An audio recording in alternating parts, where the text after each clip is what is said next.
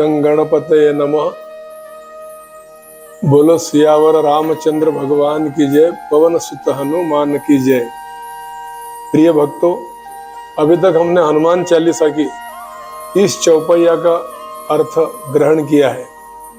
आज है यहाँ हमारा अंतिम एपिसोड है हनुमान चालीसा के लिए।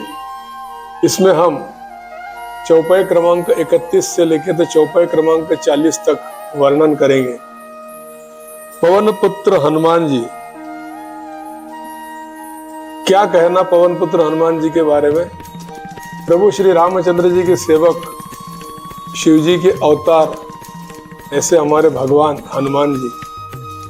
हनुमान जी ने एक बहुत ही सुंदर गीत है हनुमान जी के बारे में। जो खेल गए प्राणों पे, जो खेल गए प्राणों पे श्री राम के लिए, एक बार तो हाथ उठाओ मेरे हनुमान के लिए, एक बार तो हाथ उठाओ मेरे हनुमान के लिए। सागर को लांघ के जिसने सीता का पता लगाया, प्रभु राम नाम का डंका लंका में जाके बजाया। अंजनी माता की ऐसी, अंजनी माता की ऐसी संतान के लिए, एक बार तो हाथ उठाओ मेरे हनुमान के लिए। आपको पता है हनुमान जी ब्रह्मचारी थे, उनकी कोई पत्नी नहीं थी, लेकिन उनके एक बेटा था। वो कैसे हुआ?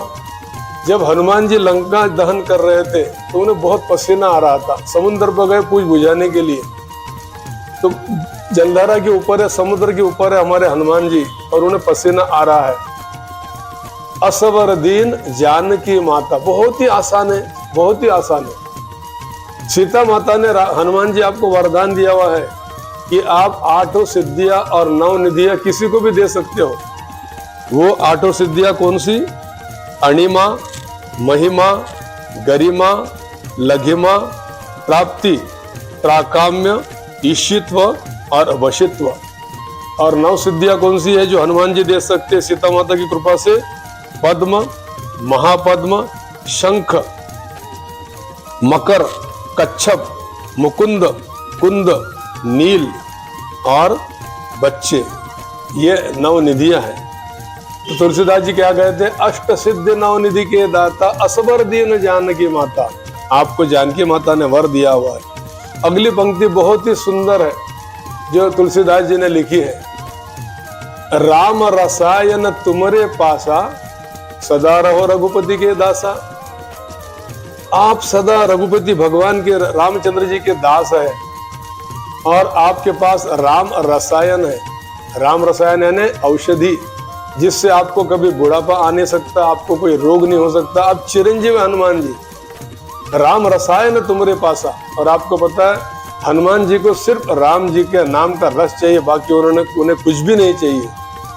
मुझको कीर्ति न वैभव न यश चाहिए, मुझको कीर्ति न वैभव न यश चाहिए, राम के नाम का मुझको रस चाहिए, राम के नाम का मुझको रस चाहिए। सुख मिले ऐसे अमृत को पीने में, सुख मिले ऐसे अमृत को पीने में, श्री राम जानकी बैठे हैं मेरे सीने में, श्री राम। तो हनुमान जी को क्या चाहिए? राम नाम का रस चाहिए। एक बात याद आ गई, इसलिए मैं आपको बता देता हूं, क्योंकि ये अंतिम एपिसोड है। इसलिए प्रभु श्री रामचंद्र जी के पास एक डायरी थी, उसमें नाम लिखे हुए थे भक्तों के कि जो राम जी को ज्यादा से ज्यादा याद करते, उनके पूरे नाम लिखे थे। ये नारद जी ने हनुमान जी को बताया।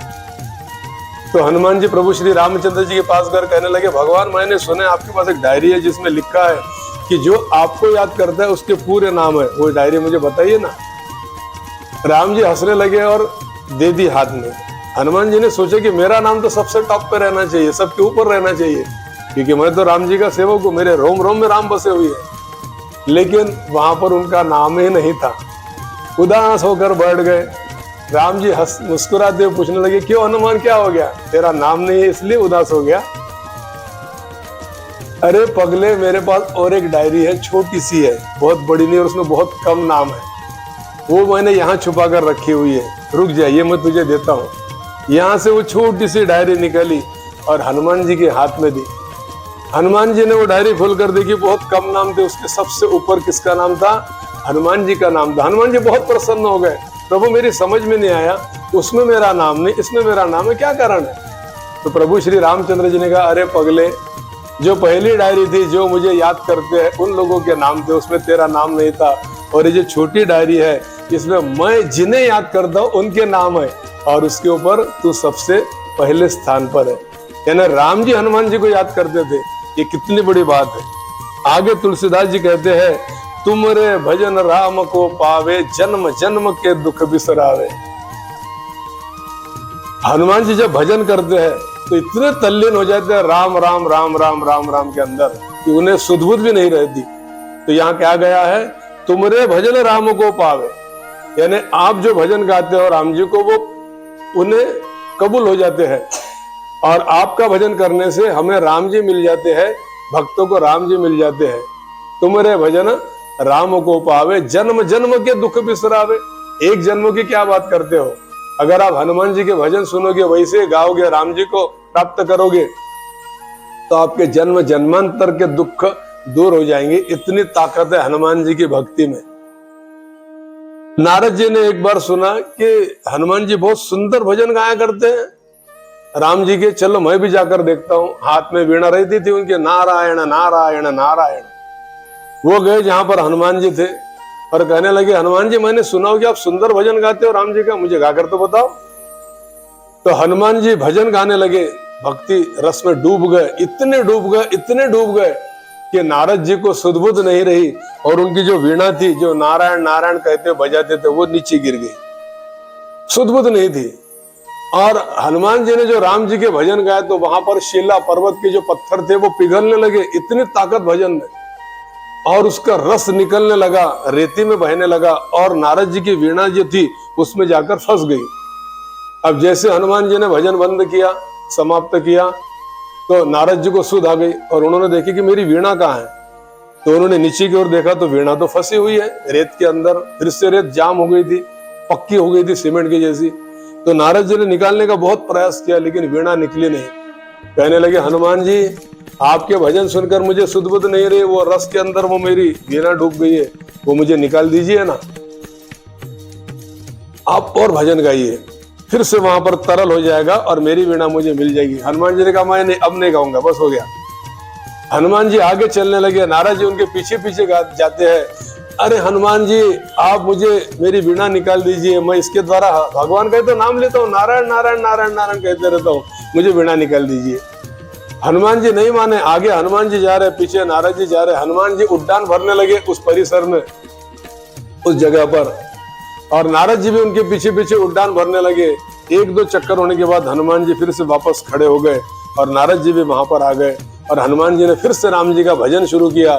तो वो फिर से अमृत रस निकलने लगा, पत्थर पिघलने लगे, और वो जो वीणा थी उनके नारद जी की वो ढीली हो गई और वो हाथ में आ गई।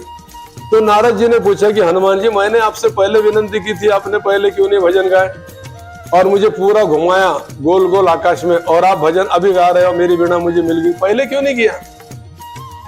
तो हनुमान जी कहने लगे, नारद जी आप कोई मामूली नहीं हो, आप ब्रह्मा जी के पुत्र हो, और आपके इस मुख पर मेरे प्रभु का नाम नारायण नारायण नारायण अखंड चलता रहता है। तो मैंने सोचा कि आपके जो चरणों की धूली है वो इस परिसर में, वातावरण में क्यों न गिराई जाए, इसलिए जानबूझकर मैं उड़ा आकाश में, आपको भी उड़वाया, ताकि आपके चरणों की जो धूली है वो यहाँ पर गिर जाए और ये जगह पवित्र हो जाए। नारद जी हंसते हुए कहने लगे, हनुमान क्या मेरी चरणों की धूली जाता है? अरे पगले, तू जो राम जी का भजन गाता है उससे तो ये पहले परिसर, ये वातावरण प्रसन्न हो चुका है, पवित्र हो चुका है। आगे तुलसीदास जी कहते हैं, अंत काल रघुबरपुर जाई, जहां जन्म हरि भक्त कहाई। तुलसीदास जी क्या कहते हैं उसको हम जान लेते हैं। अंत काल में जब जो हनुमान चालीसा पढ़ता है, हनुमान जी के गुणगान गाता है, जब अंतिम समय आता है तो उसके मुख पर राम जी का नाम रहता है और हनुमान जी का ध्यान रहता है, तो वो रघुपुर यानी भगवान श्री रामचंद्र जी के दरबार में जाएगा। और उसके बाद क्या होगा, और वो जहां कहीं भी जन्म लेगा तो हरि भक्त कहलाएगा, हरि भक्ति करेगा, वो दूसरा उसे कुछ भी नहीं सूझेगा। इतनी हनुमान चालीसा की शक्ति बताई गई है। आगे कहते हैं तुलसीदास जी, और देवता चित्तन धरई, हनुमत से इस सर्व सुख करई। तुलसीदास जी कहते हैं कि जब हनुमान जी सब कुछ दे सकते हैं, सब सुख दे सकते हैं, हमें मोक्ष दे सकते हैं, धर्म अर्थ काम दे सकते हैं, तो फिर दूसरे देवता की उपासना करने की आवश्यकता ही नहीं रह जाती। ऐसे तुलसीदास जी कहते हैं। इसके बाद की जो चौपाई है, संकट कटे मिटे सब पीरा, जो सुमेरे हनुमत बलबीरा। जो हमारे जीवन में संकट आते अचानक आ जाते हैं, और जो पीड़ा आती है अचानक हमारी तबीयत खराब हो जाती है। संकट यानी कभी कोई एक्सीडेंट हो गया, कभी दुर्घटना हो गई, कभी कोई अचानक चला गया, उसे कहते हैं संकट। संकट कटे मिटे सब पीरा, पीड़ा यानी शरीर की पीड़ा, ये सब दूर हो जाते हैं, संकट भी दूर हो जाते हैं और पीड़ा भी दूर हो जाती है। जो सुमेरे हनुमत बलवीरा, जो हनुमान जी का जो बलवान है, वीर है, उनका जो नाम लेता है, उसके द्वारा ये सब संकट भी नहीं रहता और पीड़ा भी नहीं रहती। और तुलसीदास जी आगे कहते हैं, जय जय जय हनुमान गोसाई, कृपा करो गुरुदेव की नाई। यहाँ 3 बार कही है, 3 बार उच्चारण किया है। हनुमान जी आपकी जय हो, आपकी जय हो, आपकी जय हो। आप मुझ पर गुरुदेव के समान कृपा कीजिए। जैसे गुरु होते हैं वो अपने शिष्य को, अपने चेले पर कृपा करते हैं, उनके सिर पर अपना हाथ रखते हैं, वैसे तुलसीदास जी कहते हैं कि हनुमान जी मुझ पर गुरुदेव के प्रकार, जैसे गुरु प्रेम करते हैं उस प्रकार आप मुझ पर कृपा कीजिए। जो 7 बार पाठ कर कोई, छूट ही बंदी महासुख होई। जो 100 बार हनुमान चालीसा का पाठ करेगा वो सारे के सारे बंधनों से छूट जाएगा और उसे बहुत सुख मिलेगा। इसी चौपाई की प्रसिद्धि तुलसीदास जी के जीवन में भी आई। जब अकबर राजा ने छोड़ दिया, फिर से भगवान राम जी की प्रार्थना करने लगे, स्तुति करने लगे तुलसीदास जी, हनुमान जी की स्तुति करने लगे, तो अचानक उनकी तबीयत खराब हो गई, बुखार आ गया, पूरे शरीर में फोड़े फोड़े हो गए, पूरे शरीर में। वैद्य जी ने बहुत उपचार किया, बहुत दवाइयां दी, लेकिन कुछ भी कम नहीं हो रहा था। तो तुलसीदास जी को रात में नींद में स्वप्न में याद आया कि अरे मैंने ही तो लिखा हुआ है हनुमान चालीसा में अंत में कि जो 100 बार हनुमान चालीसा का पाठ करेगा उसके बंधन छूट जाएंगे और उसे महासुख मिलेगा। फिर मैं मेरी लिखी हुई हनुमान चालीसा खुद ही क्यों न पढ़ूं। तो तुलसीदास जी ने 100 बार हनुमान चालीसा पढ़ी। जो 100 बार पाठ कर कोई, 100 यानी 100, छूट ही बंदी महासुख होई। जैसे उन्होंने 100वीं बार हनुमान चालीसा पूर्ण की तो उनके शरीर के पूरे फोड़े चले गए और वो तंदुरुस्त और निरोगी हो गए। यहाँ पर एक मुझे छोटी सी बात याद आ गई, आपको बता देता हूँ। 1 मिनट की बात है लेकिन बहुत काम की बात है। एक बहुत बड़े संत ने लिखा है, जिनके मन में छल कपट भरा होता है, जो ईर्ष्या से भरे होते हैं, जिन्हें दूसरे का अच्छा नहीं सुहाता, उनका शरीर ये रोगों का घर होता है। उन्हें डॉक्टर की जरूरत पड़ती है और दवा की जरूरत पड़ती है। और जो निष्कपट होते हैं, जिनको कोई लेना देना नहीं होता, जिनके मन पूरा स्वच्छ और निर्मल रहता है, उन्हें डॉक्टर की और दवा की आवश्यकता नहीं पड़ती। क्यों? क्योंकि जो जंगल के अंदर अरण्य में जो पक्षी होते हैं, पशु होते हैं, उन्हें न कोई डॉक्टर लगता है और न कोई वैद्य लगता है और न कोई दवा लगती है। उसी संत ने और एक बात कही है कि किसी को भी छोटा नहीं समझना चाहिए, किसी को भी, और अपने को बड़ा विद्वान, बड़ा धनवान और दूसरे को तुच्छ नहीं समझना चाहिए। क्यों? क्योंकि सुई होती है छोटी, सुई भले ही छोटी होती है लेकिन कपड़े सीने का काम सुई कर सकती है। बड़ी तलवार से हम कपड़े नहीं सी सकते। बोलो जय श्री राम। इतनी सुंदर बात कही हमारे संतों ने, जो हमारे लिए धरोहर है। तो यहाँ पर क्या कहा गया है जो यहाँ पढ़े हनुमान चालीसा हो या सिद्धि साखी गौरीसा। तुलसीदास जी कहते हैं कि शिव जी के आज्ञा के अनुसार मैंने यह हनुमान चालीसा लिखी है और वो साक्षी है, शिव जी साक्षी है। हो या सिद्धि साखी गौरीसा, जो यह हनुमान चालीसा पढ़ेगा उसे आनंद प्राप्त होगा। उसके जीवन में किसी भी प्रकार का क्लेश विकार, जो काम क्रोध लोभ मोह मद मत्सर है, ये सारे के सारे चले जाएंगे जो हमारे शरीर के अंदर है। तुलसीदास सदा हरि चेरा, कीजय नाथ हृदय मह डेरा। तुलसीदास जी कहते हैं मैं प्रभु श्री रामचंद्र जी का दास हूं और कृपा कीजिए कि जैसे हनुमान जी के अंदर, हृदय के अंदर प्रभु श्री रामचंद्र जी बसे हुए हैं, तो हनुमान जी मेरे हृदय में बस जाए, यानी प्रभु श्री रामचंद्र जी अनायास ही मुझे मिल जाएंगे। इसलिए और कहते हैं तुलसीदास जी के मैं तो चेला हूं भगवान का और मैं प्रार्थना करता हूं भगवान जी से कि ये हनुमान चालीसा जो मैंने लिखी है, इसीलिए लिखी है कि हनुमान जी मेरे इस हृदय में निवास करे। आपको पता है हनुमान जी ने भी रामायण लिखी थी। वाल्मीकि जी ने जैसे रामायण लिखना शुरू किया, आदि हो गई थी वाल्मीकि जी की रामायण, तो वहां पर नारद जी आकर कहने लगे नारायण नारायण नारायण।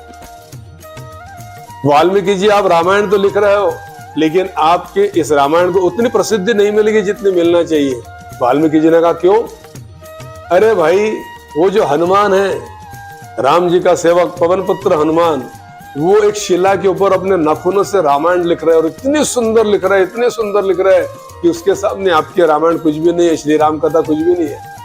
अल वाल्मीकि को जो चिंता होने लगी, वो हनुमान जी के पास गए। समुद्र किनारे पर बहुत बड़ी शिला है, नाखून से श्री राम कथा हनुमान जी लिखते जा रहे हैं। वाल्मीकि जी ने जैसे वो पढ़ी तो वो चिंतित हो गए, उनका चेहरा उदास हो गया। हनुमान जी ने कहा कि क्यों, क्या हो गया वाल्मीकि जी, आपका चेहरा उदास क्यों हो गया? तो वाल्मीकि जी ने कहा हनुमान तू जो रामायण लिख रहा है वो इतनी सुंदर है कि पूरे जग प्रसिद्ध हो जाएगी और मेरी रामायण को कोई नहीं पूछेगा। हनुमान जी द्रवित हो गए और कहने लगे वाल्मीकि जी आप चिंता मत कीजिए, ये जो शिला है इसे मैं समुद्र में बहा देता हूँ, आपकी रामायण प्रसिद्ध होगी और सारी दुनिया उसे पढ़ेगी। ऐसे हमारे हनुमान जी उस शिला को ढकेल दिया समुद्र के अंदर और खुद की रामायण समुद्र में मिटा दी। क्यों? क्योंकि वो वाल्मीकि जी को उदास देख नहीं सकते थे। हनुमान जी ने यही तो किया, उन्होंने जब राम जी की सेवा की तब यही किया उन्होंने कि सबका भला करते गए और सबकी खुशी लेते गए और सब आनंद में रहते गए। अब आते हैं हम चौपाइया, हो गई संपन्न पूरी 40। अब अंतिम जो दुआ है, पवन तनय संकट हरण मंगल मूर्ति रूप, राम लखन सीता सहित हृदय बसहु सुरभूप। पवन कुमार, संकट हरने वाले, मंगल मूर्ति और मंगल रूप, जो सुख शांति और समाधान देने वाले हैं, ऐसे श्री हनुमान जी को मैं प्रार्थना करता हूँ। और राम लखन सीता सहित, राम जी लक्ष्मण जी और सीता जी जो हनुमान जी के अंदर है, देखिए बड़ा गूढ़ है इसमें, इस वाक्य को जरा समझ लीजिए। राम लखन सीता सहित यानी राम जी, लक्ष्मण जी और सीता जी हनुमान जी के हृदय में है। तो तुलसीदास जी कहते हैं, क्या कहते हैं? राम लखन सीता सहित हनुमान जी आप मेरे हृदय में निवास कीजिए। इतनी सुंदर हनुमान चालीसा की रचना की तुलसीदास जी ने, और हमसे जैसा भी बन पड़ा हमने प्रयास किया। हो सकता है इसमें बहुत से दोष हो, बहुत सी गलतियां हो गई हमारे हाथ से, हमें कुछ समझ भी नहीं आ रहा हो, लेकिन आप हमें उदार हृदय से क्षमा कर दीजिए। दोष तो होते ही है, लेकिन आपसे मैं साक्षी के साथ में कहता हूं कि ये हनुमान चालीसा जब से प्रारंभ की तब से अभी तक जो भी हमने कहा है, मैंने कहा है, वो सिर्फ प्रभु ईश्वर ने जो मुझे शब्द दिए वही आप तक पहुंचा है। फिर से हम ऐसे ही और नए नए प्रसंग लेकर नई नई कथाओं के साथ में आपसे मिलेंगे। तब तक जय श्री राम, जय श्री हनुमान। बोल सियावर रामचंद्र भगवान की जय, पवन पुत्र हनुमान की जय।